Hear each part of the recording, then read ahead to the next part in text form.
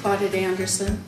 My husband Perry and I are the owners and directors of Prescription for Success. Prescription for Success is a comprehensive learning center in Parker, Colorado. At Prescription for Success, we step past labels and help students, ages 6 to adult, to achieve their learning potential. We are here today to interview Jared, a 22-year-old who has dyslexia, and Connie, his mother. Jared has recently completed our BrainMastery program, a unique approach to control dyslexia. And he and Connie have graciously consented to this interview in order to educate others about dyslexia. Jared, you have shared with me throughout our training that you felt a little different from others your own age when you were young. When did you first realize that you were different, and can you tell us in what ways you felt differently? I honestly started feeling that I was different probably about the time that I got tested and they pulled me out of classes with the rest of the other students. They put me in special ed classes. They told me that I was different. They told me I was different, that I had a learning disability. I later found out that it was dyslexia from my mother because they told her. And I was just I wasn't really seeing any of my classmates anymore. I was stuck in a room with people I didn't really know and being, I guess, taught differently from them. Never really had time to have fun anymore after that point either, because I found myself during recess and stuff like that, I'd be doing the homework that the other kids had done to try to catch up with them because I didn't understand it when the teacher taught it to them. Because it didn't set in, I guess. And so I didn't feel like I had very much free time. Now Connie, can you tell us about Jared's development? You shared with me earlier that things were a little different with Jared when he was growing up than with his older brother. Yeah, Jared was very quiet.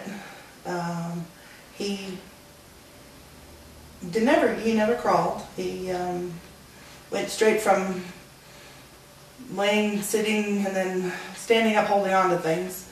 And he was always very busy doing something. Very quiet.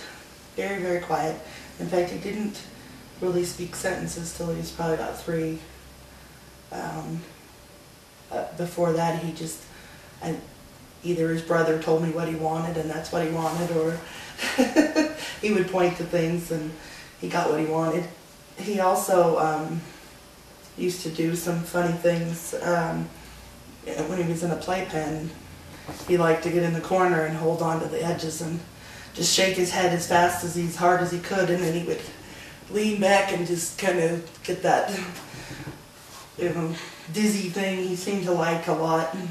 And then his dad used to do the airplane thing with him all the time, and he loved it, just couldn't get enough of his dad holding his arm in his hand and spinning him around in the yard. And and then he'd like to get up and stagger around, and he was like, do it again, do it again, do it again. Whereas his brother didn't ever like to do that. He didn't like that. And Jared was very, in public, he always was very attached to me. I always knew where he was because he was holding on to me. And when people would come up, he was always half behind me. And not very outgoing, very quiet. And as a mother, we usually, know that our kids are into something because they've gotten quiet, but Jared was quiet all the time. And he was usually just sitting in his room, busily playing with something. He always was really good at entertaining himself, more so than, other kids that needed more attention to... Well, thank you for sharing that. But when did you first realize your son was having learning problems? The first indicators were probably when he was in preschool, and they were telling me that he was not mature enough to go on to kindergarten.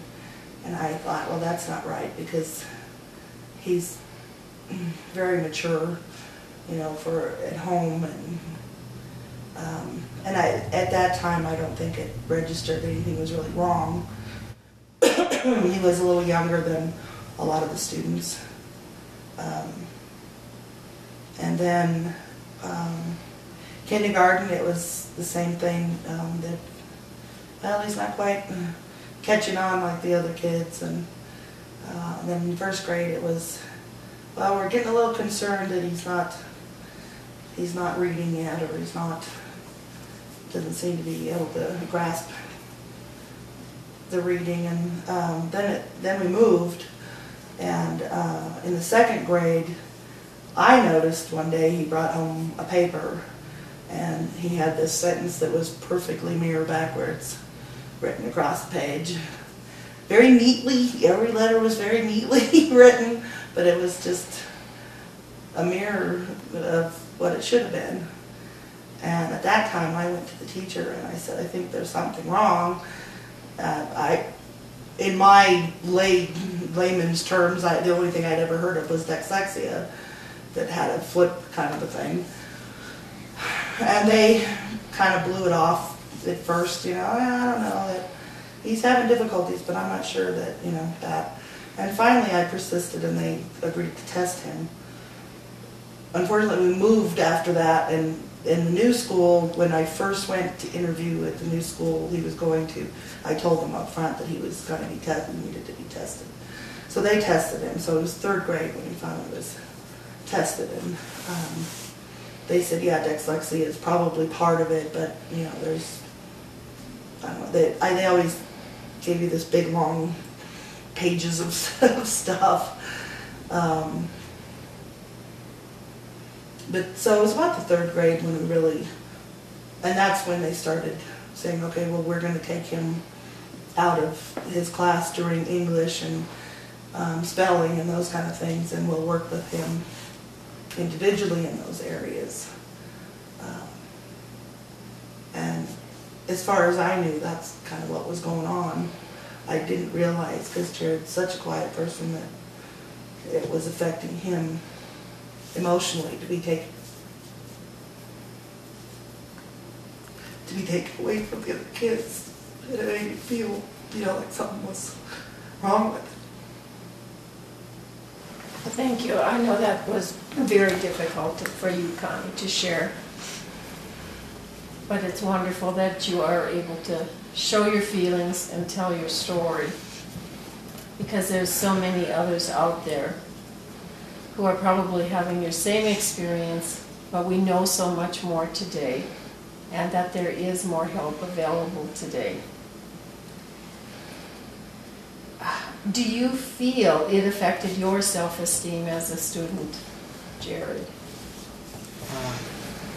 More so than I usually like to admit, it affected my self-esteem. I kind of already had low self-esteem because I wasn't very good at sports in the first place, so I was kind of ousted from that. But to be removed from classes with the rest of the students and not be known by any of them, because I tried to run for student council presidency my freshman year. It was my last year in middle school. I was going into high school. I was going to run for student council. I got up there and I gave a speech, and when I got down, I realized that about 2/3 of the student body that were in my grade didn't know who I was, because I wasn't in classes with them. And it made me feel really depressed, because I knew who they were, but they didn't know who I was, and I've been going to school with them for so long. So it kind of, it was kind of sad to think that they kind of felt like I didn't exist. I remember when that happened too, because I was so proud of him for somebody that was always, in his own little shell, to get up there and to put himself out there. I was just really proud of him. And then it was such a devastation when, he came home and said, Mom, nobody knows me.